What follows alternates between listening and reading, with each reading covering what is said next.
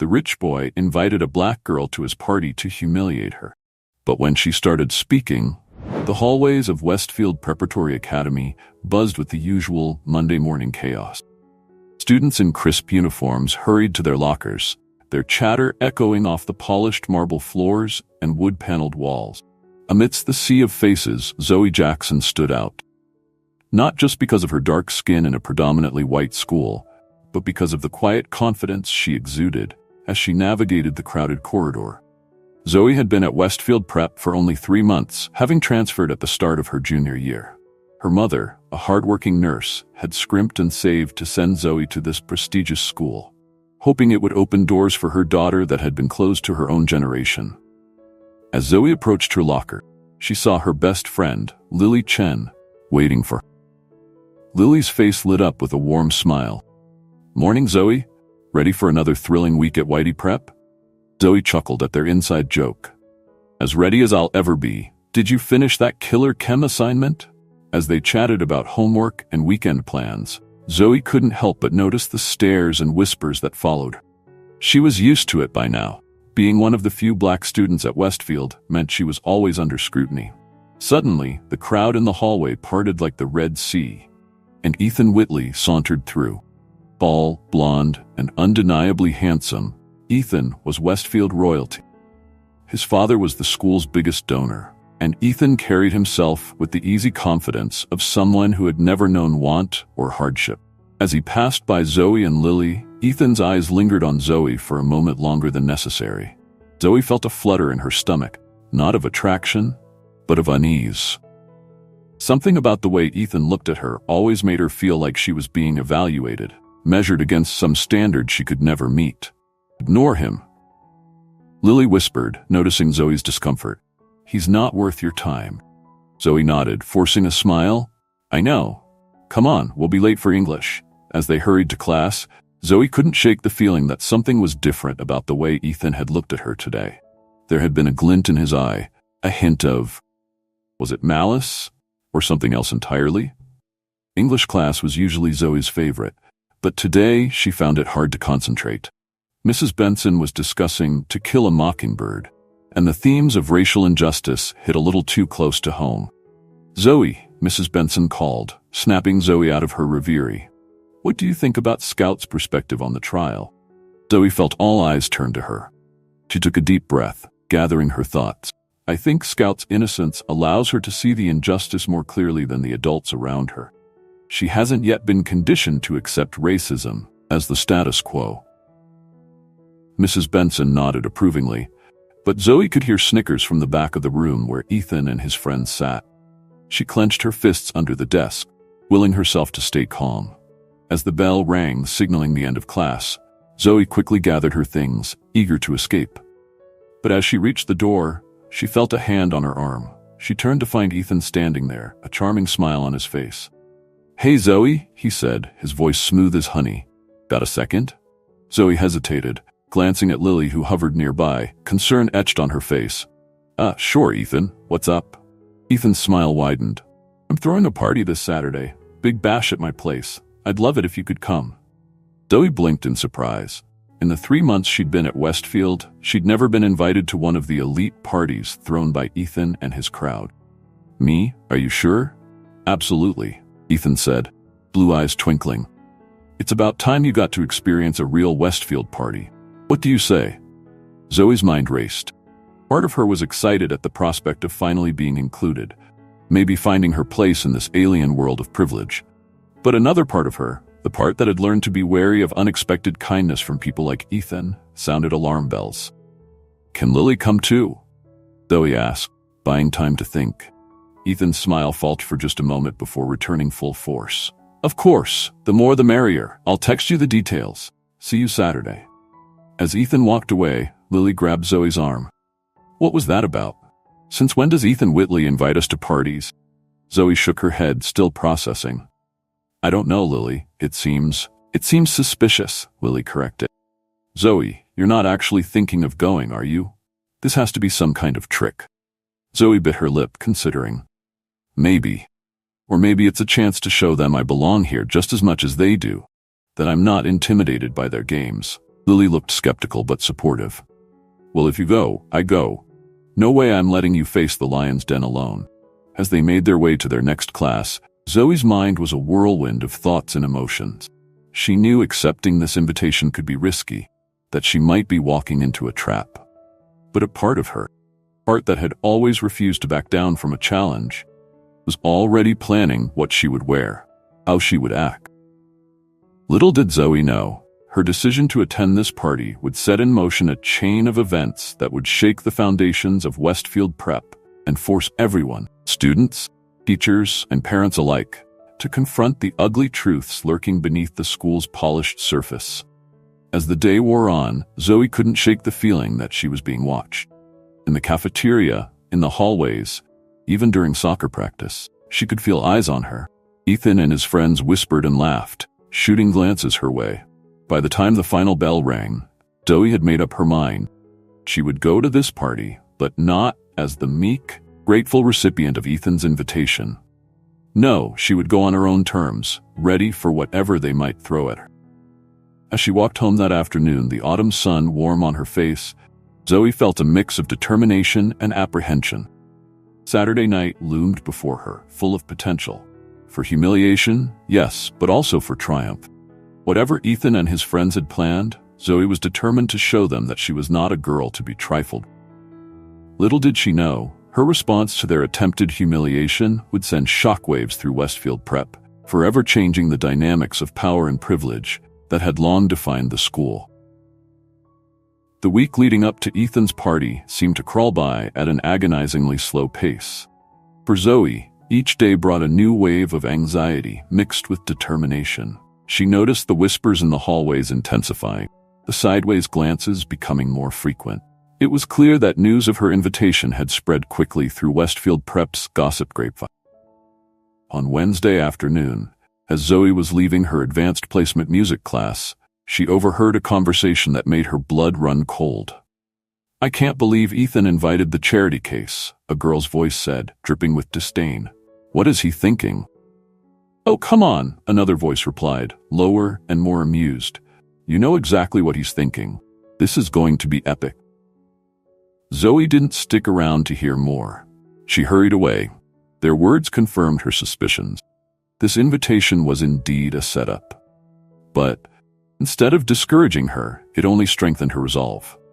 That evening, as Zoe sat at her small desk in the modest apartment she shared with her mother, she began to formulate a plan. She opened her laptop and started researching, her fingers flying over the keyboard as she dug into Westfield Prep's history, its notable alumni, and most importantly, its skeleton. "Zoe, honey?" Her mother's voice called from the doorway. "You've barely touched your dinner. Is everything okay?" Zoe looked up, seeing the concern in her mother's tired eyes. Mariah Jackson had just finished a 12-hour shift at the hospital. Yet here she was, still putting her daughter first. "I'm fine, Mom," Zoe said, forcing a smile. "Just working on a big project." Mariah stepped into the room, her brow furrowed. "This wouldn't have anything to do with that party you mentioned, would it?" Zoe sighed. She should have known she couldn't hide anything from her mother. "Sort of. It's complicated." Mariah sat on the edge of Zoe's bed, patting the space beside her. Zoe joined her, and for a moment they sat in comfortable silence. "You know," Mariah began, her voice soft, "when I was your age, I dreamed of going to a school like Westfield Prep. I thought if I could just get my foot in the door, I could prove myself, show them all what I was capable of." Zoe nodded, having heard variations of this story before. "But the world wasn't ready for girls like me back then," Mariah continued. "And sometimes, I worry it's still not ready." "Zoe, are you sure about this party? You don't have to prove anything to those kids." Zoe took her mother's hand, squeezing it gently. "I know, Mom, but maybe it's not about proving something to them. Maybe it's about proving something to myself." Mariah studied her daughter's face for a long moment before nodding. "All right, just promise me you'll be careful. And remember, no matter what happens, you are brilliant, beautiful, and worthy. Don't let anyone make you feel otherwise." As her mother left the room, Zoe felt a renewed sense of purpose. She turned back to her research with increased vigor, determined to arm herself with knowledge. The next day at school, Zoe pulled Lily aside before their first class. "I need your help," She whispered urgently. "Meet me in the library during lunch. Bring your laptop." Lily nodded, her eyes wide with curiosity and concern. When lunchtime arrived, the two girls sequestered themselves in a quiet corner of the library. Zoe quickly filled Lily in on her suspicions and her plan. "Whoa," Lily breathed when Zoe finished. "You're not messing around." "But Zoe, are you sure about this? Could backfire spectacularly." Zoe's jaw set in determination. "It's a risk I'm willing to take. Will you help me?" Lily didn't hesitate. "Of course, what do you need me to do?" For the next hour, the girls pored over public records, social media accounts, and old-school newspapers. They compiled a dossier of information that made both of them gasp at times. "I can't believe this stuff isn't common knowledge," Lily muttered as they worked. Zoe shook her head. Money has a way of keeping secrets buried, but not for long. As Saturday approached, Zoe felt a strange calm settle over.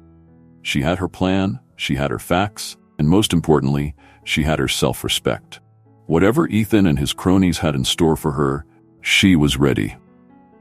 On the day of the party, Zoe stood in front of her mirror, carefully applying her makeup. She had chosen her outfit with precision. A stunning yellow dress that complemented her dark skin perfectly, paired with comfortable but stylish flat. She wanted to look good, but she also wanted to be able to move freely if necessary. As she put the finishing touches on her look, she heard a knock at the front door. A moment later, her mother called out, "Zoe, Lily's here." Zoe emerged from her room to find Lily standing in the living room, looking nervous but excited. "You look amazing," Lily said, giving Zoe a quick hug. "Thanks," Zoe replied. "You ready for this?" Lily nodded, patting her purse where Zoe knew she had stashed a small tablet loaded with their research. "Ready as I'll ever be." Mariah insisted on taking photos before they left, her eyes shining with a mixture of pride and worry. "Have fun, girls," she said as they headed out. "And Zoe, remember what I said." "I will, Mom," Zoe promised. "I'll make you proud." As they climbed into the Uber that would take them to Ethan's mansion, Zoe felt a flutter of nerves in her stomach. But underneath the anxiety was a core of steel. Whatever happened tonight, she would face it head-on. The ride to Ethan's house was quiet, both girls lost in thought. As they pulled up to the imposing gates of the Whitley estate, Zoe took a deep breath. "Here goes nothing," she murmured. They could hear the thumping bass of music even before they reached the front door. The party was clearly in full swing. Zoe and Lily exchanged a final glance before ringing the doorbell. The door swung open, revealing Ethan himself. His eyes widened slightly as he took in Zoe's appearance. Flicker of something, admiration, uncertainty, crossing his face before his usual smug smile slid back into place. "Zoe, Lily, you made it," he said, his voice overly enthusiastic. "Come on in, the party's just getting started." As they stepped into the lavish foyer, Zoe could feel all eyes turn to them. The music seemed to dim, conversations halted mid-sentence. She held her head high, meeting the stares with a cool, confident gaze. Ethan led them through the crowd, which parted like the Red Sea. Zoe could hear the whispers, could practically feel the judgment radiating from the other partygoers. But she didn't falter, didn't let her smile slip. They reached a group of Ethan's closest friends, all of whom were eyeing Zoe with barely disguised contempt. Ethan cleared his throat. "Everyone, you know Zoe and Lily from school. I thought it was time we welcomed them properly to Westfield." The way he said, "welcomed," sent a chill down Zoe's spine. This was it. Whatever they had planned, it was about to happen. But before anyone could say anything else, Zoe stepped forward, her voice clear and strong. "Thank you for the invitation, Ethan. Before we get this party started, I thought I might share a few interesting facts I've learned about Westfield Prep. Did you know, for instance, that your great-grandfather's donation that founded the school came from profits made during Prohibition?" The silence that fell over the group was deafening. Ethan's smile faltered, confusion and the first hints of panic creeping into his eyes. Zoe continued, her voice never wavering. "Or how about the fact that the school's diversity initiative, which your father so proudly touts, was only implemented after a discrimination lawsuit in 1998? She could see the shock on the faces around her, could practically hear the gears turning in their heads as they tried to process what was happening. This was not how they had expected the evening to go. But Zoe wasn't finished. It was just getting started. As she continued to calmly recite fact after damning fact about the school's history and the Whitley family's involvement, she knew that this night, going to be one that Westfield Prep would never forget. The party that was meant to humiliate her was about to become the catalyst for a long overdue reckoning. And Zoe Jackson, girl they had underestimated and tried to belittle, was going to be the one to bring it all crashing down. The tension in the room was palpable as Zoe continued her calm but devastating recitation of Westfield Prep's hidden history. Ethan's face had gone from confused to angry to pale with shock. His friends stood frozen, their expressions a mix of disbelief and growing unease. "And let's not forget," Zoe said, voice clear and unwavering, "the incident from just last year, where 3 students were quietly expelled for harassment, but their names were kept out of the records due to substantial donations from their parents. Isn't that right, Brad?" She turned to one of Ethan's friends, who looked like he wanted the floor to open up and swallow him whole. Lily stood beside Zoe, tablet in hand, ready to provide evidence for any challenged fact. But no one was challenging. The silence in the room was deafening, broken only by the muffled sound of music from other parts of the house where the party continued, oblivious to the drama unfolding. Finally, Ethan seemed to snap out of his shock. "What the hell is this?" he snarled, taking a step towards Zoe. "You come into my house and start spouting lies?" Zoe didn't flinch. "They're not lies, Ethan. Everything I've said is documented fact. Your family, this school, you've all been hiding behind a facade of respectability while perpetuating systems of inequality and injustice. You had no right to dig into this," Ethan shouted, face flushed with anger. "Who do you think you are?" "I'm exactly who you invited," Zoe replied coolly. "You wanted to humiliate the Black Scholarship student, didn't you? Show everyone how I don't belong here? Well, I'm showing you that I belong here more than you realize. I've earned my place while you've coasted on privilege and family connections." Murmurs began to ripple through the crowd that had gathered. Zoe could see uncertainty in many faces, some even looking at her with newfound respect. Ethan, realizing he was losing control of the situation, changed tactics. His anger morphed into a sneer. "Oh, please. You think spouting a few facts changes anything? At the end of the day, you're still just a charity case trying to play in a world you don't understand." The words were meant to cut deep, put Zoe back in her place. But Zoe had been preparing for this moment her entire life. She took a step closer to Ethan, her voice low but intense. "I understand this world better than you ever will, Ethan. I understand that real strength isn't about money or status. It's about integrity, hard work, and standing up for what's right, something you know nothing about." A new voice cut through the tension. "She's right, you know." All heads turned to see Mr. Thompson, the school principal, standing in the doorway. His face was grim, his eyes moving from Zoe to Ethan and back again. "Mr. Thompson," Ethan stammered, "I can explain." The principal held up a hand, silencing him. "I think I've heard enough, Mr. Whitley. Miss Jackson, I'd like to speak with you in private, please." As Zoe followed Mr. Thompson out of the room, she could hear the party erupting into chaos behind her. Voices raised in argument, accusations flying, the carefully maintained social order of Westfield Prep crumbling in real time. In a quiet study, Mr. Thompson turned to face Zoe. "That was quite a performance, Miss Jackson. I assume you have evidence to back up your claims?" Zoe nodded, gesturing to Lily, who had followed them. "Everything, sir. Dates, documents, names." Mr. Thompson sighed heavily, suddenly looking much older. "I've long suspected some of what you've revealed tonight, but I had no idea of the full extent. You've put me in a difficult position, young lady." Zoe stood her ground. "With all due respect, sir, you've been in a difficult position for years. Choosing to ignore injustice doesn't make it go away." The principal was quiet for a long moment, studying Zoe intently. Finally, he spoke. "You're right, of course. It seems Westfield Prep has some long overdue changes to make, and it appears we have you to thank for forcing our hand." As they discussed next steps, Zoe could hear the party breaking up outside. Cars were starting, voices raised in heated discussion. She knew that by Monday, the entire school would be buzzing with what had happened tonight. When Zoe and Lily finally left Ethan's house, they found a scene of chaos. Students were huddled in groups, some crying, others arguing heatedly. Ethan was nowhere to be seen. As they waited for their Uber, Lily turned to Zoe, her eyes wide. "I can't believe we just did that. Zoe, you were amazing."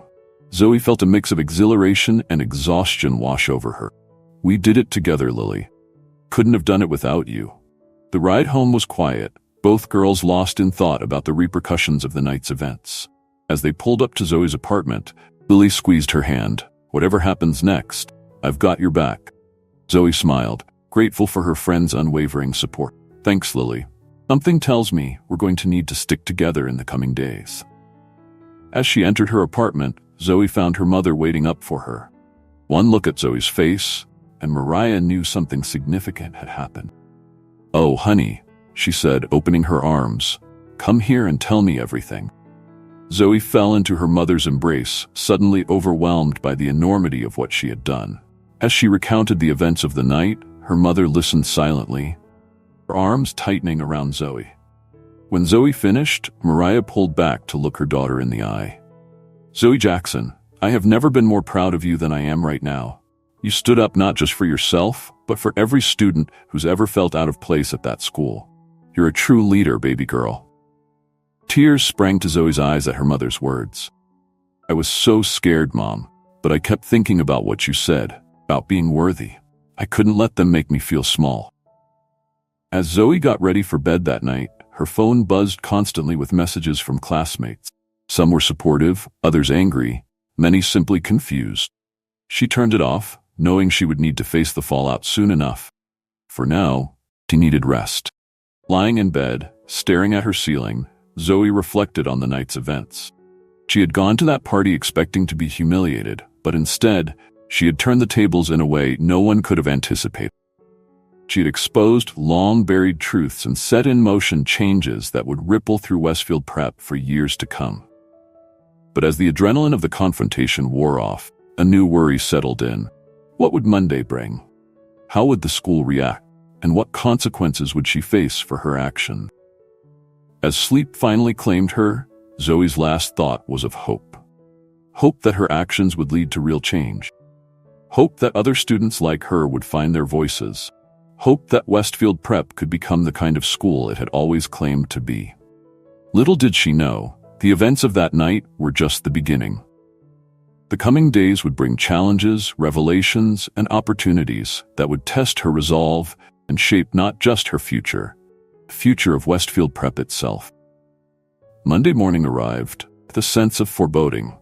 As Zoe approached the gates of Westfield Prep, she could feel the weight of countless eyes upon her. The usual morning chatter was subdued, replaced by hushed whispers and furtive glances. Lily was waiting for her at the entrance, a mix of excitement and anxiety on her face. "Ready for this?" she asked as Zoe drew near. Zoe took a deep breath, squaring her shoulders. "As ready as I'll ever be." As they walked through the halls, the crowd of students parted before them. Some faces showed admiration, others contempt, but most reflected uncertainty. Carefully maintained social hierarchy of Westfield Prep had been shaken to its core, and no one quite knew where they stood anymore. Halfway to their first class, they were intercepted by Mr. Thompson. "Miss Jackson, Miss Chen, please come with me," he said, his tone grave. They followed him to his office, where they found an unexpected group waiting for them. The school board president, two parents Zoe recognized as influential donors, and to her surprise, a woman she knew from local news reports as a civil rights attorney. "Please, sit down," Mr. Thompson said, gesturing to two chairs in front of his desk. As they took their seats, the school board president stepped forward. "Miss Jackson, the events of Saturday night have brought to light some uncomfortable truths about Westfield Preparatory Academy. The board has been in emergency sessions all weekend, discussing how to address these issues." Zoe sat up straighter, heart pounding. Was this where they told her she was expelled? But the president continued, "We've come to the conclusion that significant changes need to be made, and we'd like your input on how to proceed." Zoe blinked in surprise. "My input?" The civil rights attorney spoke up. "What you did was incredibly brave, Zoe. You've opened the door for real, substantive change. We'd like to form a student-led committee to work with the board on addressing issues of diversity, equity, and inclusion at Westfield Prep. We'd like you to head that committee." For a moment, Zoe was speechless. This was the last thing she had expected. She glanced at Lily, who nodded encouragingly. I'd be honored, Zoe finally managed. But I have conditions. The adults in the room exchanged glances. We're listening, Mr. Thompson said. Zoe took a deep breath. First, there can be no retaliation against any students who speak out about their experiences. Second, we need a full, independent audit of the school's policies and practices. And third, we need to establish a scholarship fund to actively recruit more diverse students from underserved communities. There was a moment of tense silence before the school board president spoke. Those are significant demands, Miss Jackson. They're necessary steps, Zoe countered, her voice firm. If Westfield Prep is serious about change, this is where it starts. After what felt like an eternity, the adults nodded in agreement. We'll need to work out the details, but in principle, we agree to your terms, the board president said. As they left the office, Lily turned to Zoe, her eyes wide. Can't believe that just happened. Zoe, do you realize what you've done? Zoe felt a mix of elation and trepidation. I think I've just signed up for a lot of work, she said with a wry smile. The rest of the day was a whirlwind. News of the meeting spread quickly, and Zoe found herself at the center of attention. Some students approached her to express support, while others kept their distance, eyeing her warily. Ethan was notably absent, and rumors swirled about his fate. Some said he'd been suspended, others that he'd been sent to a boarding school overseas. Zoe tried not to focus on him, knowing she had bigger concerns now. As the week progressed, the atmosphere at Westfield Prep began to shift. Students who had previously kept quiet about their experiences with discrimination began to speak up. The committee Zoe headed became a safe space for honest, often difficult conversations about race, privilege, and equality. But not everyone was happy with the changes. Some parents threatened to withdraw their donations, and a vocal minority of students resisted what they saw as an attack on the school's traditions. One afternoon, as Zoe was leaving a committee meeting, she found her locker vandalized. Racial slurs scrawled across it in angry red letters. For a moment, she felt a wave of despair wash over her. Was this all for nothing? But then she felt a hand on her shoulder. She turned to find a group of students behind her, led by Lily. Without a word, they produced cleaning supplies and began to scrub away the hateful words. We've got your back, Zoe, one of the students said. You're not alone in this fight. Tears pricked at Zoe's eyes as she joined them in cleaning her locker. This, she realized, was what real change looked like. Not just policy changes from the top, but a shift in the hearts and minds of her fellow students. As weeks turned into months, the changes at Westfield Prep began to take root. The independent audit revealed systemic issues that had been ignored for years, and the school began the hard work of addressing them. The new scholarship fund attracted a more diverse pool of applicants, slowly but surely changing the face of the student body. Zoe found herself busier than ever, balancing her schoolwork with her role on the committee and her ongoing advocacy work. But she also found a sense of purpose and belonging she had never experienced before. One day, as she was leaving school, she spotted a familiar face waiting by the gates. Her mother stood there, beaming with pride. Mom? Zoe said, surprised. What are you doing here? Mariah enveloped her daughter in a tight hug. I got off work early and thought I'd surprise you. I wanted to see this new Westfield Prep I've been hearing so much about. As they walked together, Zoe pointing out the changes, both physical and intangible, that had taken place, Mariah's eyes shone with unshed tears. You know, she said softly, when I sent you to this school, I hoped you'd get opportunities I never had. But I never imagined you'd be the one creating those opportunities for others. You've exceeded every dream I ever had for you, baby girl. Zoe felt a lump form in her throat. I couldn't have done it without you, Mom. Everything I am, everything I've accomplished, it's because of the foundation you gave me. As they reached their apartment, Mariah turned to face her daughter. Zoe, promise me something. No matter how big you get, no matter how much you achieve, never forget where you came from, and never stop fighting for what's right. Zoe nodded solemnly. Promise, Mom. Always. That night, as Zoe lay in bed reflecting on the whirlwind of the past few months, she felt a sense of peace wash over. The journey had been difficult, and she knew there were still challenges ahead, but she had found her voice, purpose, and in doing so, helped others find theirs. The party that was meant to humiliate her had instead become the catalyst for transformation, not just for Zoe, for an entire community. As she drifted off to sleep, Zoe smiled to herself, excited for what the future might hold and ready to face whatever challenges lay ahead. She had gone from being an outsider to becoming a leader, from a target of humiliation to an agent of change. And in the process, she had shown everyone at Westfield Prep, including herself, exactly what she was capable of.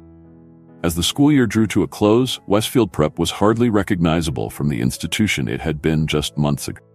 The changes Zoe had set in motion had taken root, transforming not just policies and procedures, the very culture of the school. On the last day of classes, Zoe stood at the podium in the school auditorium, addressing the entire student body as the newly elected student council president. It was a position that would have been unthinkable for her at the beginning of the year. Fellow students, faculty, and staff, she began, her voice clear and confident. As we close this chapter of our lives, I want us all to reflect on the journey we've undertaken together. We've faced uncomfortable truths, had difficult conversations, and made hard choices. But through it all, we've grown stronger as a community. She paused, looking out at the sea of faces before her. There was Lily, beaming with pride. There were the members of the diversity committee, nodding in agreement. And there, in the back, she spotted Ethan, who had returned to school after a month-long suspension and sensitivity training. We've learned that true strength lies not in maintaining the status quo, but in having the courage to challenge it, Zoe continued. We've discovered that diversity isn't just about appearances, but about embracing different perspectives and experiences.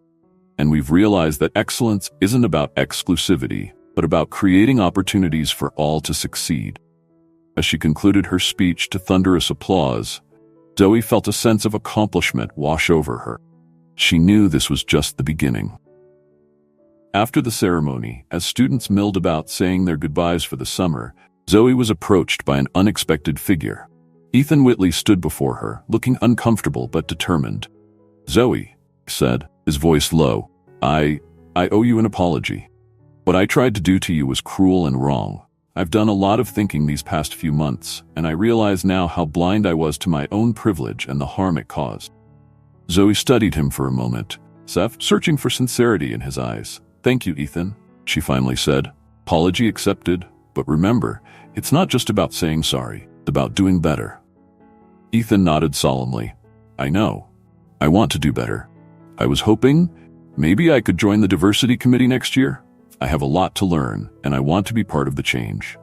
A small smile played on Zoe's lips. "I think that can be arranged. See you next fall, Ethan."